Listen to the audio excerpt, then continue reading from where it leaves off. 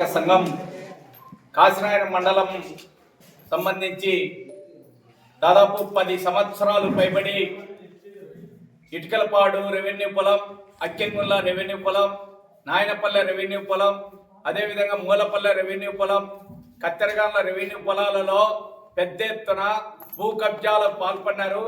అదేవిధంగా భూ కబ్జాలో ఉన్నటువంటి భూములందరికీ పేదలకు ఇవ్వాలని అక్కెంగుల్లలో హైదరాబాద్ సంబంధించినటువంటి శ్రీనివాసులు రెడ్డి ఇతర నాయకులు పెద్ద ఎత్తున 100 ఎకరాలు కబ్జాకు పాల్పడినాడు. అవన్నీ రద్దు చేయాలన్నా కానీ 10 సంవత్సరాలైంది, రద్దు చేయడం లేదు.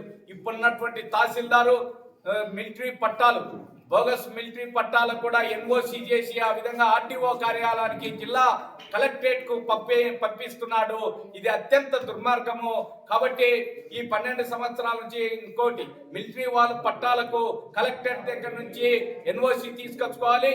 ఆ విధంగా కలెక్టర్ నుంచి ఆదేశాల మేరకు ఇవ్వాలి తప్ప ఈ ఎంఆర్ఓ విఆర్ఓలు దొంగ పట్టాలు, దొంగ ఆన్లైన్లు ఆ పద్ధతిలో చేపట్టడం కూడా సరైంది కాదని తెలియజేస్తాం.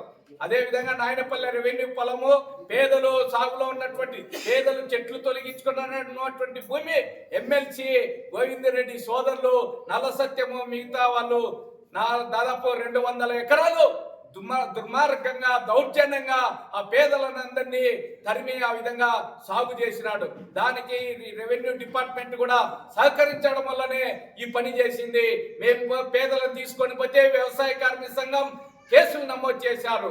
ఆ విధంగా అక్కెంగుల్ల నాయనపల్లె భూముల్లో భూ కబ్జా వాళ్ళ భూములు ఆపడానికి ట్రాక్టర్లను కూడా అటుపై పేదలు ఆపితే పోలీసు వాళ్ళు కోర్మామిల కాశీనాయన మండలం పోలీసు వాళ్ళు మా మీదనే వ్యవసాయ కార్మిక సంఘ నాయకుల మీద కార్యకర్తల మీద కేసులు నమోదు చేపిస్తున్నారు. ఇలా ఎంఆర్ఓల వాళ్ళ ద్వారా ట్రాక్టర్లు ఆపియాలా అని అంటున్నాడు. అది సమంజసంగా గ్రామాలలో ఎక్కడైనా ప్రభుత్వ భూమి భూ కబ్జాదారులు దౌర్జన్యంగా సాగు చేసే ఆ గ్రామంలో ఉన్నటువంటి పేదలు ఆపే హక్కు కూడా ఉందని ఈ సందర్భంగా పోలీసు యంత్రాంగాన్ని కూడా తెలియజేస్తున్నాము.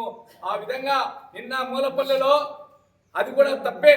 20 ఎకరాలు 30 ఎకరాలు ఆ విధంగా అనవరులు సాగు చేసుకుని స్వాధీనం చేసుకొని కేసులు పెట్టాం. మంచిదే, ఆర్టీఓ గారు ఆ పని చేశారు. అదే పద్ధతిలో 200 ఎకరాలు సాగు చేసే వాళ్ళ మీద కేసులు ఎందుకు పెట్టలేదు, ట్రాక్టర్లు ఎందుకో సీజ్ చేయలేదు, అదేవిధంగా కరెంటు వాళ్ళ కట్ చేయలేదు అని డిమాండ్ చేస్తున్నాం. అంతేకాదు విద్యుత్ అధికారులు ఈరోజు భూములన్నీ అన్యక్రాంతం అవుతున్నాయంటే విద్యుత్ అధికారులది కూడా పాత్ర ఉంది. ఒక చోట భూ కబ్జా వాళ్ళు ఒక చోట సర్వే నెంబర్తో బోర్డులు ట్రాన్స్ఫారాలు అనుమతి తీసుకొని మరో ప్రభుత్వ భూముల్లో దౌర్జన్యంగా బోర్డులు ట్రాన్స్ఫారాలు బిగించి మొత్తం భూమిని అంతా సాగులో తీసుకొచ్చుకున్న పరిస్థితి ఉంది. కాబట్టి రెవెన్యూ అధికారులు ఎంత తప్పో విద్యుత్ అధికారులది కూడా అంతే తప్పుంది. ఆ విధంగా వీళ్ళిద్దరూ కలిసి ఈరోజు భూమి అన్యక్రాంతం అవుతుందని కూడా వ్యవసాయ కార్మిక సంఘం డిమాండ్ చేస్తున్నది.